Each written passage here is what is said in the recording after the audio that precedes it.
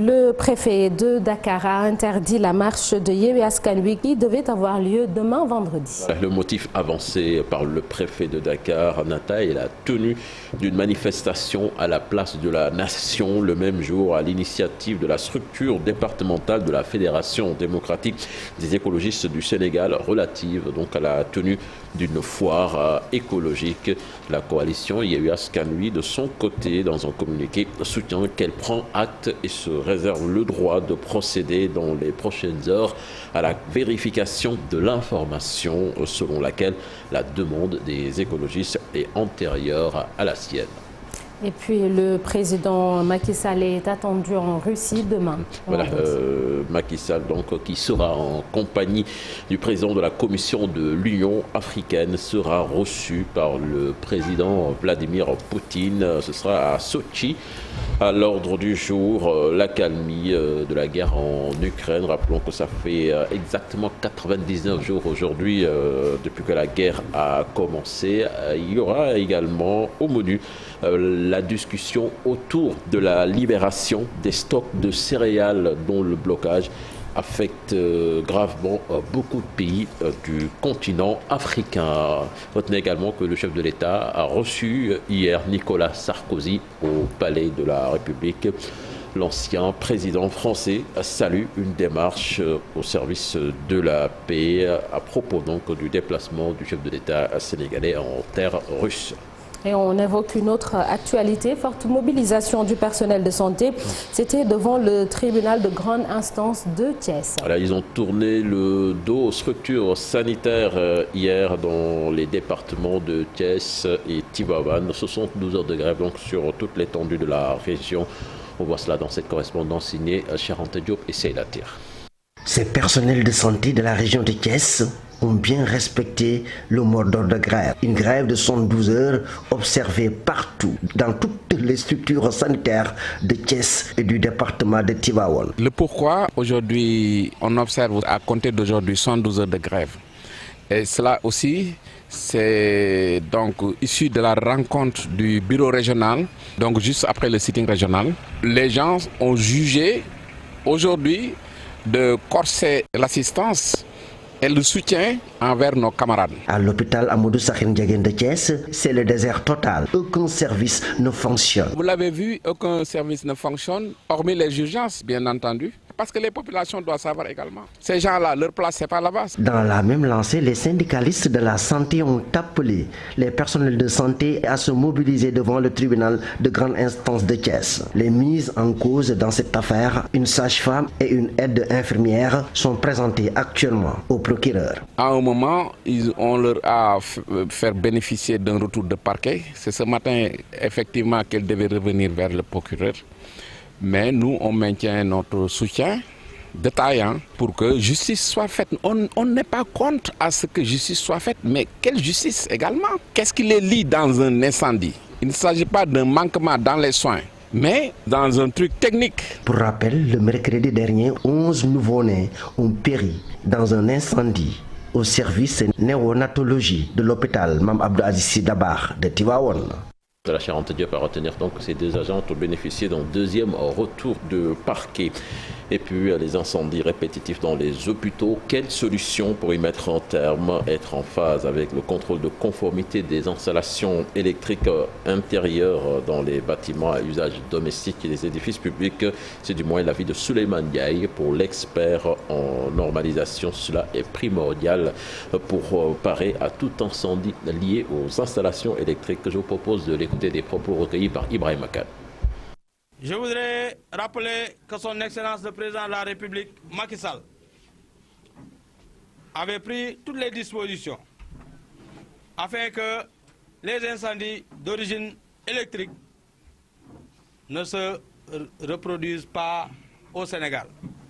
En signant le décret 2017-1333 du 8 juin 2017, qui rend obligatoire le contrôle de conformité des installations électriques intérieures dans les bâtiments à usage domestique, mais également dans les établissements recevant du public et des travailleurs comme les marchés, les hôpitaux, les écoles, ainsi de suite. Et la norme de référence, c'est la norme NS 01001. règles d'installation électrique basse tension. Le COSUEL qui a été mis en place, le COSUEL, c'est le Comité sénégalais pour la sécurité des usagers de l'électricité.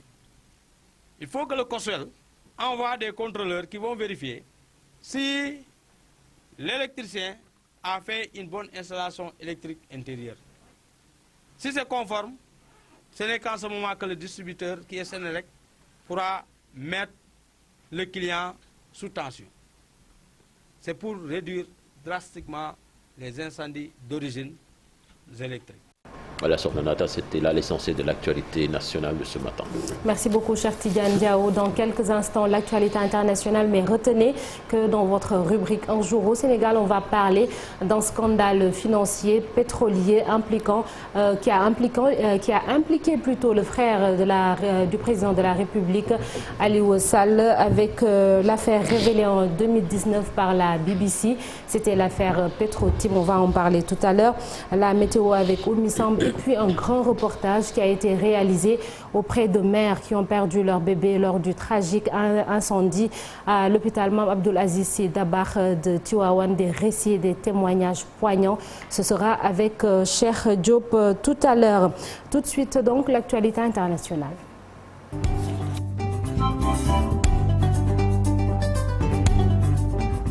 Cher Tidiane Diao, une nouvelle fusillade a fait 5 morts dans un hôpital aux États-Unis. Quelques heures après que la ville d'Uvalde au Texas eut enterré les morts d'un autre massacre survenu il y a à peine une semaine et en fait 21 victimes, dont 19 enfants. À Tulsa, un homme armé d'un fusil et d'un pistolet faisait éruption à l'hôpital San Francis de Tulsa, tuant au moins 5 personnes selon la police. Le tireur semble plutôt s'être suicidé sur place, donc ce qui fait plutôt 5 morts avec les 4 personnes tuées. Le président américain Joe Biden a été tenu au courant de la fusillade, a annoncé la Maison-Blanche, qui dit suivre la situation de près et proposer aux autorités locales l'assistance dont ils auraient besoin. Aux États-Unis, les fusillades donc dans des lieux publics sont un fléau récurrent que les gouvernements plutôt successifs ont jusqu'à présent été impuissants à endiguer. Nous parlons à présent du chaos au Stade de France lors de la finale de la Ligue européenne des champions. Donc 4 jours après ces incidents survenus au Stade de France, Gérard Darmanin a défendu devant le Sénat l'action des forces de l'ordre tout en présentant ses excuses pour une fête du sport gâchée, s'appuyant notamment sur des comptages de la RATP et de la SNCF. Gérard Darmanin a réaffirmé que 110 000 personnes se sont présentées autour du Stade de France, soit 35 000 de plus que la jauge prévue, correspondant selon lui à des supporters avec des billets falsifiés ou sans billets. Direction le Mali, à présent, casque bleu de la MINUSMA des Nations Unies a été tué et 3 autres blessés mercredi dans l'attaque de leur convoi à Kidal. C'est une annonce donc de Olivier Salgado sur les réseaux sociaux. Toujours selon ce dernier, leur convoi donc a essuyé des tirs directs à l'arme légère et des lance-roquettes pendant environ 1 heure, avait indiqué donc le porte-parole de la MINUSMA. Avec ses quelques 13 000 soldats, la MINUSMA donc créée en 2013 pour soutenir le processus politique malien et la mission de maintien de paix de l'ONU ayant subi le plus de pertes en vie humaine. En Guinée, la junte a proclamé le 13 mai dernier l'interdiction jusqu'aux périodes de campagne électorale de toute manifestation sur la voie publique de nature à compromettre la quiétude sociale et l'exécution correcte des activités pendant les 3 ans censés précéder au retour des civils au pouvoir. Le Haut Commissariat de l'ONU aux droits de l'homme a exhorté lundi donc les militaires guinéens à rétablir le droit de manifester. Les autorités ont opposé une fin de non-recevoir à cette demande dans un communiqué lu mardi à la télévision nationale. Et puis, Nathan, pour boucler avec les déboires de ces 2 acteurs de Hollywood, les jurés du procès opposant Johnny Depp à Amber Heard sont parvenus mercredi à un verdict dans un procès qui a dévoilé la vie privée peu reluisante des 2 célébrités d'Hollywood. L'actrice a été reconnue coupable de diffamation et devra verser 15 millions de dollars dollars à Johnny Depp. De son côté, l'acteur, lui, devra s'acquitter de la somme de 2 millions de dollars de dommages et intérêts. En clair, ils ont estimé qu'Amber Heard avait émis de fausses déclarations en se décrivant comme une victime de violences conjugales et qu'elle avait agi avec une intention malveillante. Les 7 jurés unanimes ont parallèlement aussi jugé Johnny Depp qui avait diffamé l'actrice, lui allouant 2 millions de dollars de compensation financière. L'actrice présente au tribunal a accueilli le verdict, la mine grave semblant accuser le coup. Merci beaucoup, cher Tidiane Diaw. Un procès qui a tenu en haleine tout Hollywood et tout le monde. Et contrairement à ce que l'on voit d'habitude, c'est la femme qui n'a pas été soutenue. C'est plutôt Johnny Depp qui a été la grande star de ce procès. Merci beaucoup. Rendez-vous dans une vingtaine de... Oui, voilà, c'est ça. Et rendez-vous dans une vingtaine de minutes, cher Tidiane Diaw, pour la version Wolof. Tout de suite, la une des journaux.